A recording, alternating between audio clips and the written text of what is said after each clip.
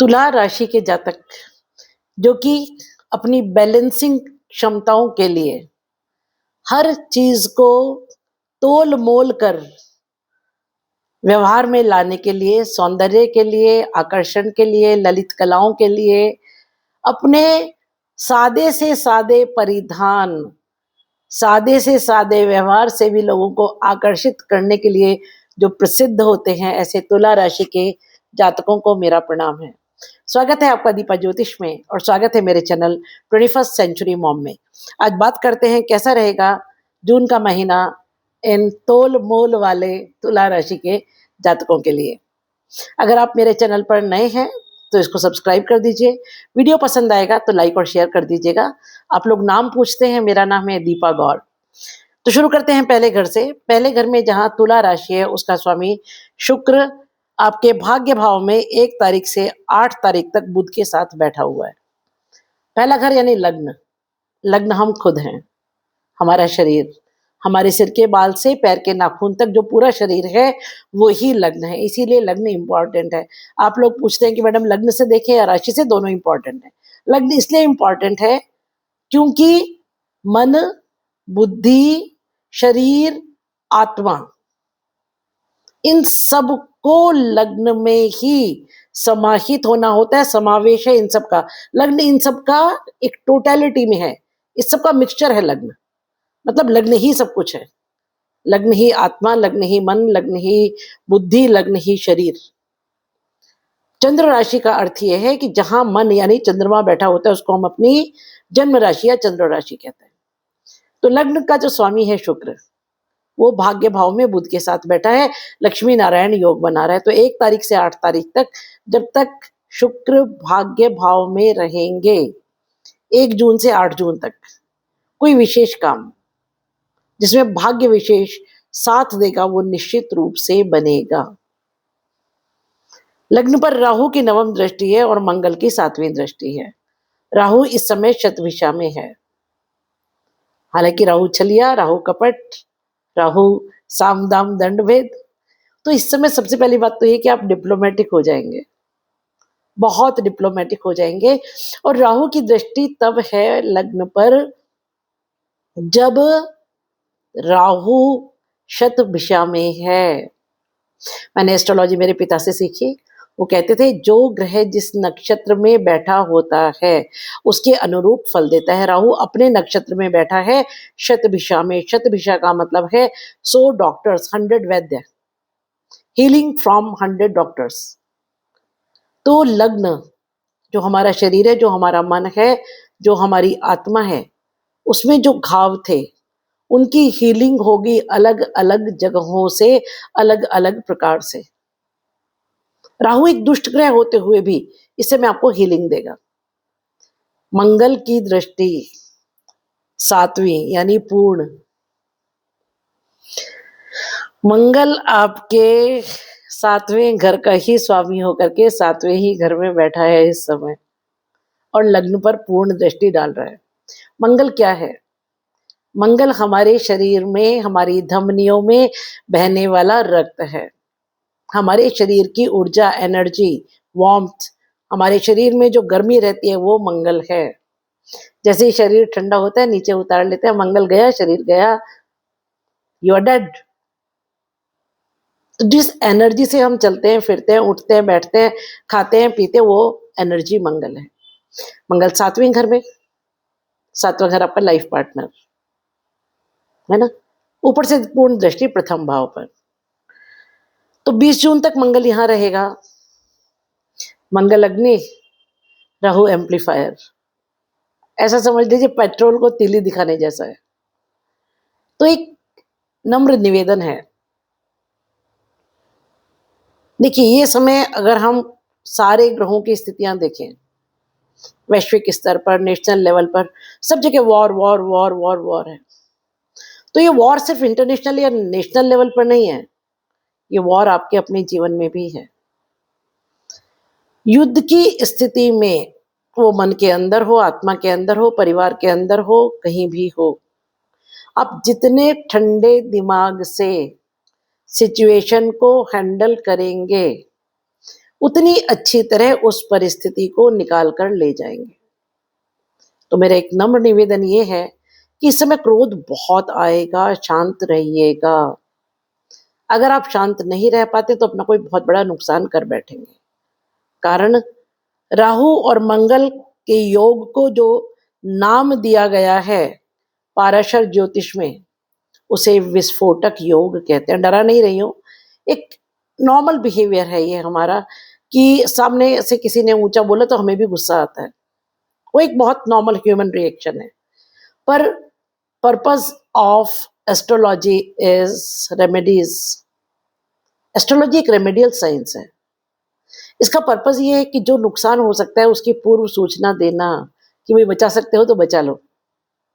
तो इस समय नुकसान बचाने का सबसे सरल, सबसे आसान तरीका, पहली बात हनुमान चालीसा जरूर कीजिए, एनर्जी कंट्रोल रहेगी।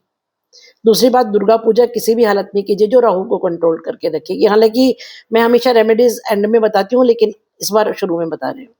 2 चीजें कीजिए, काफी चीजें, हद तक चीजें सामान्य रहेंगी। आप अपने गुस्से पर, अपने टेम्पर पर, अपनी भावनाओं पर नियंत्रण रख पाएंगे। बात करें दूसरे घर की, तो देखिए ये एक ऐसा घर, ये डरने वाला समय नहीं है। ये एक ऐसा समय जब उपलब्धियां भी होंगी, अचीवमेंट्स भी होंगे, गेन्स भी होंगे, बेनिफिट्स भी होंगे, भाग्य खूब साथ देगा, बहुत अच्छे काम भी हो जाएंगे। लेकिन राहु ओवर कॉन्फिडेंस देता है और मंगल इसमें तिली। तो चलो उछलो, लड़ो, चलो चलो लड़ते हैं, डोंट डू दैट। बात करें सेकेंड हाउस की, तो यहाँ पर मंगल की अष्टम दृष्टि, सूर्य की दृष्टि यहाँ 15 जून से और बृहस्पति की दृष्टि 5वीं यहाँ पर है। यहाँ वृश्चिक राशि जिसका स्वामी मंगल है और मंगल अपने ही घर को देख रहा है। जब कोई भी ग्रह अपने घर को देखता है तो दृष्टि बहुत इंपॉर्टेंट होती है। दूसरा घर कुटुंब, वाणी, खान पान, धन का संचय। मेरे पिताजी एक बात कहते थे कि जब कुंडली में कोई एक घर किसी चीज की तरफ इशारा कर रहा है तो ध्यान से देखो, बाकी घर भी वही इशारा कर रहे हैं। दूसरा घर वाणी, और यहाँ सूर्य और मंगल 2 अग्नि ग्रह। वाणी में अग्नि, वाणी में तेज, वाणी में प्रताप, कमांडिंग वॉइस। मैंने जो कह दिया हो गया, बस यही करना है। इस तरह से व्यवहार हो जाएगा इस समय आपका। तो उसको थोड़ा सा फ्लेक्सिबिलिटी, थोड़ी सी नरमी, थोड़ी सी डिप्लोमेसी, थोड़ा सा स्थिति को समझ करके चलने की अगर आप कोशिश करेंगे तो इस सिचुएशन को बहुत अच्छी तरह निकाल करके ले जाएंगे। बृहस्पति की 5वीं दृष्टि है यहाँ तब जब बृहस्पति पुनर्वसु में है। कोई मांगलिक काम घर में, कोई शुभ काम, किसी काम की पूर्णता, मंगल और सूर्य दोनों का अपने घर पर दृष्टि डालना कुछ चीजों के लिए बहुत अच्छा है। परिवार से रुके हुए जो काम, परिवार से रिलेटेड जो काम रुके हुए, तो उनमें तेजी आएगी, स्पीड अप होंगे। सरकार से सहयोग होगा, बड़े भाई से सहयोग होगा, पिता से सहयोग होगा, बॉस से सहयोग होगा और आप परिवार की कमांड अपने हाथ में ले लेंगे। You will be the boss of the house. परिवार में कुछ लोगों को कुछ चीजें जो कड़क भाषा में समझाने की जरूरत है, आप खुलकर कड़क भाषा का प्रयोग करेंगे और उनको समझाएंगे। आप लोगों को बताएंगे कुटुंब में कि माय वे और हाईवे। लेकिन फिर भी एक बात कहती हूं कि मध्यम मार्ग हमेशा अच्छा होता है। हम कितने भी सही हों, कितने भी डिसिप्लिन्ड हों, कितने भी लॉजिकल हों, हमारी बात 100% अगर सही भी है तो भी दूसरे से मनवाने के लिए डंडा ही अकेला रास्ता नहीं है। आप उसी बात को प्रेम से, थोड़ी सी डिप्लोमेसी से आराम से मनवा पाएंगे। बात करें तीसरे घर की, अच्छा धन का अच्छा खासा संचय होगा इस समय, क्योंकि दूसरे घर में लग्न, दूसरे घर का स्वामी दूसरे घर को देखेगा। सूर्य राजा, गवर्नमेंट से लाभ, जैसे कि मैंने कहा, और बृहस्पति की 5वीं दृष्टि यहाँ पर, क्योंकि बृहस्पति कारक होते हैं दूसरे घर के, तो धन का अच्छा खासा संचय कराएंगे।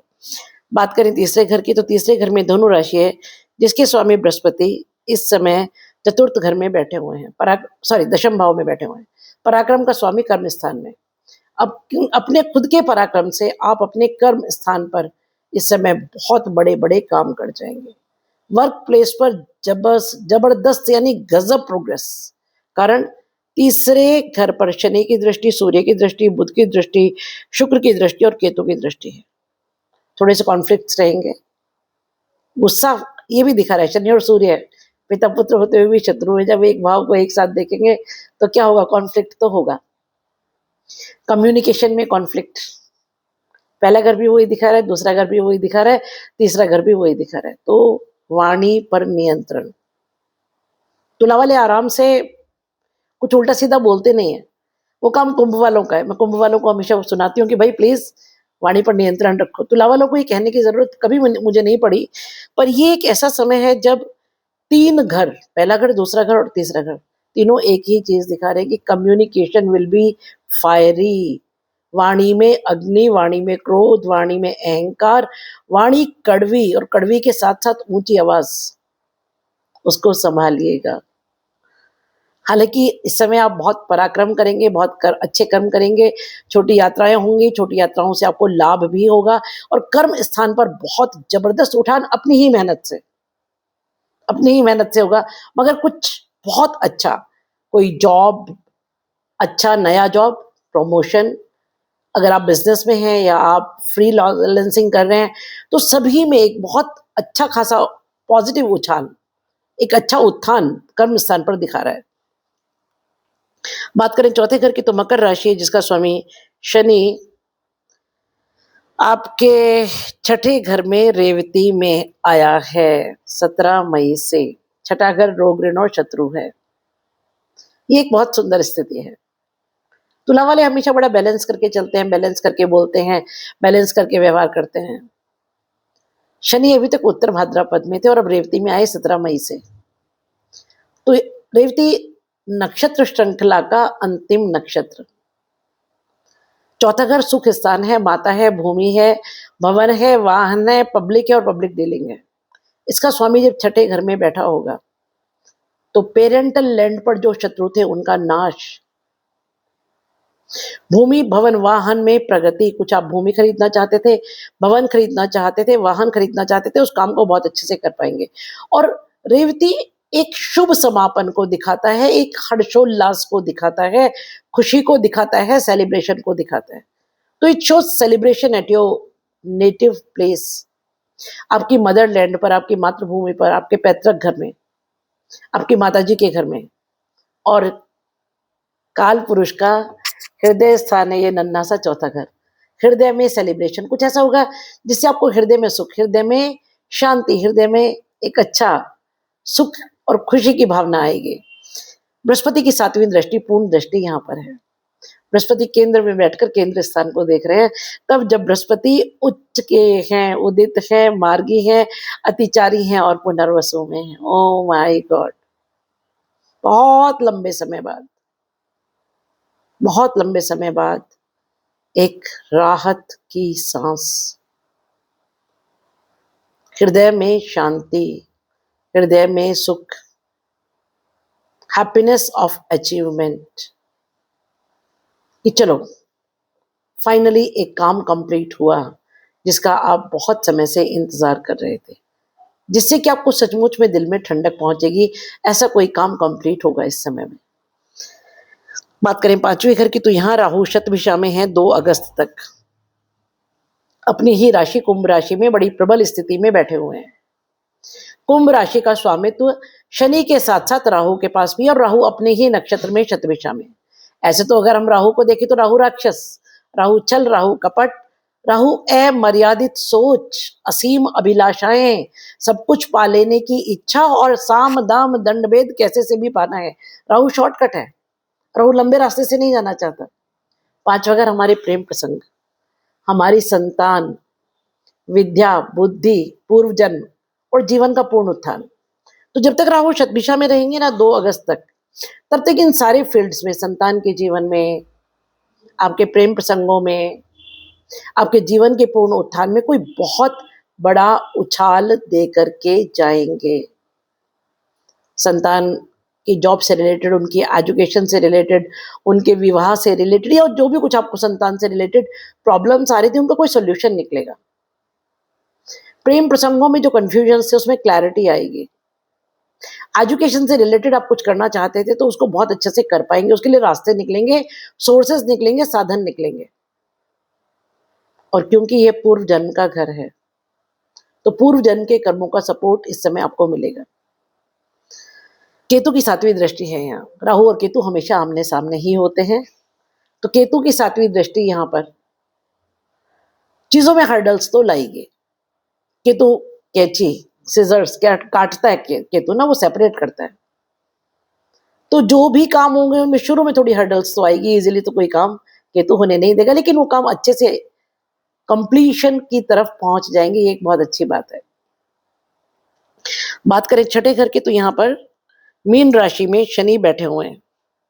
शनि अंतिम ग्रह मंडल का, मीन राशि मंडल की आखिरी राशि और रेवती नक्षत्र श्रृंखला का अंतिम नक्षत्र। अंतिम ग्रह अंतिम राशि में और अंतिम नक्षत्र में, it's a beautiful combination, very beautiful. छठा घर रोग, ऋण, शत्रु। रोग का नाश, ऋण का नाश, शत्रु का नाश, पूर्णतः नाश, अंतिम नाश। It's a beautiful thing, beautiful thing. Brihaspati की 9वीं दृष्टि है, तब जब बृहस्पति पुनर्वसु में है, और उस नाश को होने के बाद एक नई शुरुआत, पुनर्वसु, पुनः फिर से वसु बसना, रीएस्टेब्लिशमेंट ऑफ लाइफ, रीएस्टेब्लिशमेंट ऑफ रिलेशनशिप्स।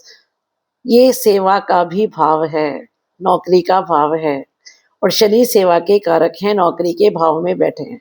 जो लोग जॉब में हैं उनके लिए एक एरा का, एक युग का समापन और एक नए युग की शुरुआत, एक नए जॉब की शुरुआत, नए प्लेस पर शुरुआत, नई तरह की शुरुआत आप लोग अपने जॉब में करेंगे, जो बहुत अच्छी होगी, शुभ होगी। बात करें आपके 7वें घर की, तो यहाँ मंगल 20 जून तक अपनी ही राशि में बैठे हुए हैं। 7वें घर का मंगल अच्छा नहीं होता। क्यों नहीं होता बतलाती हूँ। 7वां घर हमारा वैवाहिक जीवन है, हमारा बिजनेस है और बिजनेस पार्टनरशिप है। मंगल सेनापति है, वैवाहिक जीवन में सेनापति की जरूरत नहीं है, वो चाहे वाइफ हो या हस्बैंड हो, लाइफ पार्टनर में से किसी को भी सेनापति बनने की जरूरत नहीं, इसीलिए मंगल की स्थिति को यहाँ अच्छा नहीं मानते। एक तरह से कुछ चीजों के लिए अच्छा है, आपके वैवाहिक जीवन में जो काम रुके हुए थे उनमें तेजी आएगी, बिजनेस का घर है ये, बिजनेस पार्टनरशिप का घर है, उनमें स्पीड आएगी। आप मेहनत करेंगे, आपका स्पाउस बहुत मेहनत करेगा, अपने ही घर में आपके स्पाउस को बहुत प्रोग्रेस मिलेगी, आपके स्पाउस के जो काम रुके हुए थे वो स्पीड अप होकर के क्लियर हो जाएंगे। लेकिन मंगल क्रोध भी है। 7वें घर में बैठ के पूर्ण दृष्टि से पहले घर को भी देख रहे हैं, मतलब स्पाउस को भी क्रोध और आपको भी क्रोध। एक को क्रोध हो, दूसरा शांत हो जाए तो सिचुएशन ठीक हो जाती है। इसीलिए अब समझ आया 7वें घर के मंगल को अच्छा क्यों नहीं मानते, क्योंकि जब 7वें घर में बैठेगा तो पूर्ण दृष्टि पहले घर पर ही होगी, और पहला घर आप है। उनको गुस्सा आ रहा है, आपको भी गुस्सा आ रहा है, क्योंकि मंगल की दृष्टि है। इसीलिए मैंने कहा हनुमान चालीसा का पाठ, सुंदरकांड, कुछ भी किसी भी रूप में हनुमान पूजा कीजिए, ताकि आपकी एनर्जी कंट्रोल्ड रहे, चैनलाइज्ड रहे। केतु की 9वीं दृष्टि यहाँ पर है, और मैंने कहा ना केतु सेपरेशन है, और मंगल और केतु के बारे में क्या कहा गया है, पाराशर ऋषि कहते हैं कुजवत केतु, मंगल जैसा ही केतु है।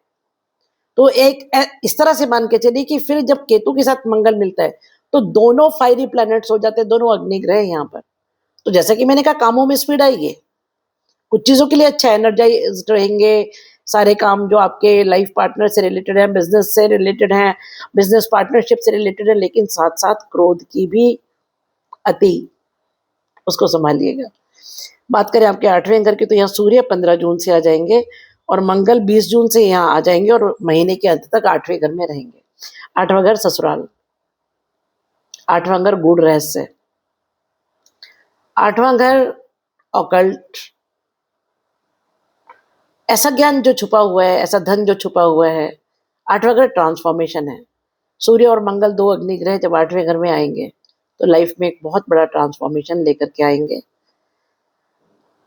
वृष राशि में है सूर्य, शुक्र और सूर्य की आपस में कुछ बनती नहीं है, ससुराल से थोड़े से मतभेद हो सकते हैं, ससुराल जनों से थोड़े से मतभेद हो सकते हैं। और शनि की यहाँ तीसरी दृष्टि तब जब शनि रेवती में है, तो शनि संभालेंगे इस समय चीज़ों को, है ना? छठे घर में बैठकर 8वें पर दृष्टि तीसरी डाल रहे हैं। तीसरी दृष्टि हालाँकि कठोर होती है, लेकिन उसके बावजूद संभाल लेंगे कुछ हद तक चीज़ों को। तो बहुत सारे रहस्यों पर से पर्दा उठेगा, बहुत कुछ आपको पता लगेगा। ऐसा हो सकता है कि कुछ रिलेशंस हमेशा के लिए खत्म हो जाएँ।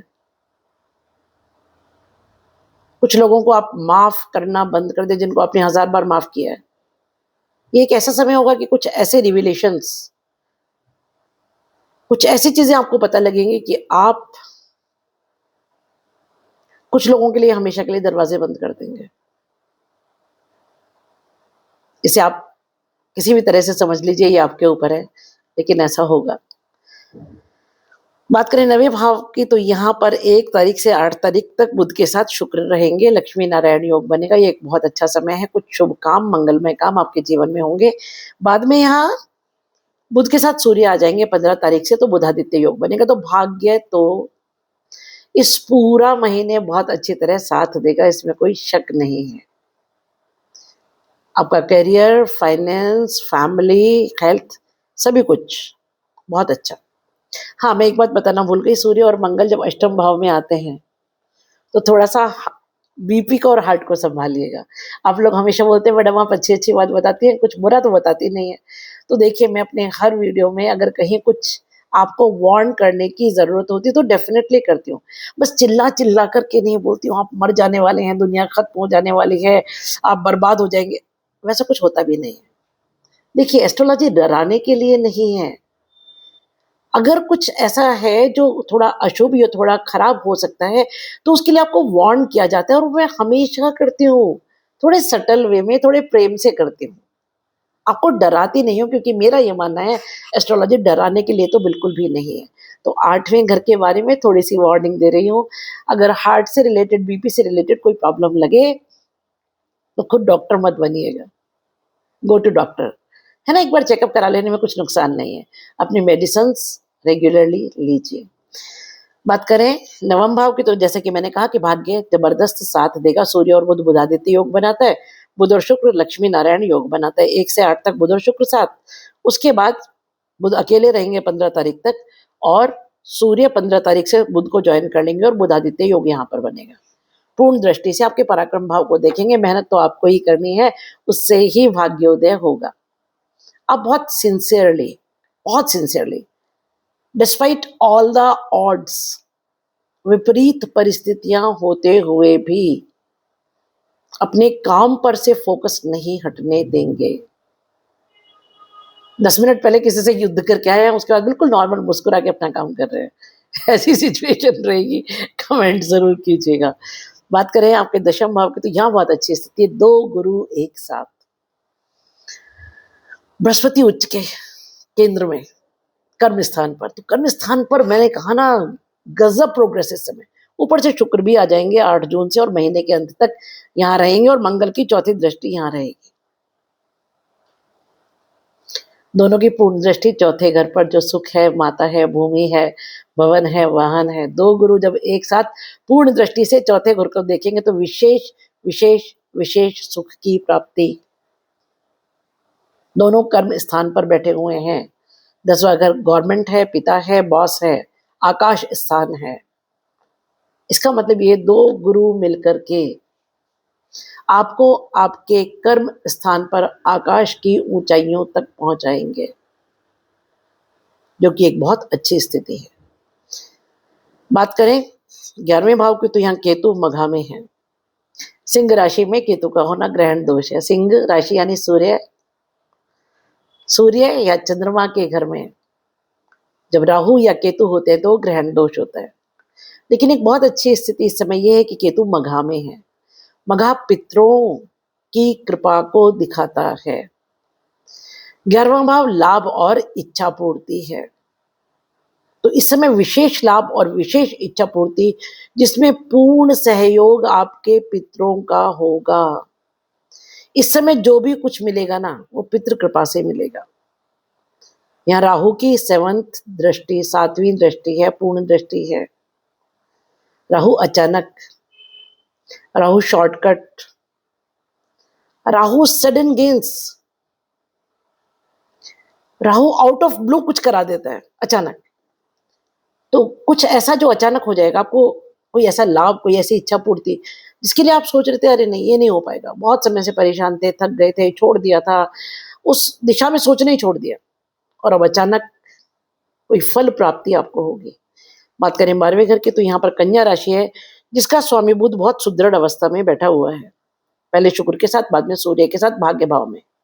12वां घर विदेश, विदेश से भाग्योदय, विदेश, दूसरी भाषा, दूसरा धर्म, कोर्ट कचहरी, अस्पताल, अनाथाश्रम, चैरिटी, खर्चे का घर है ये।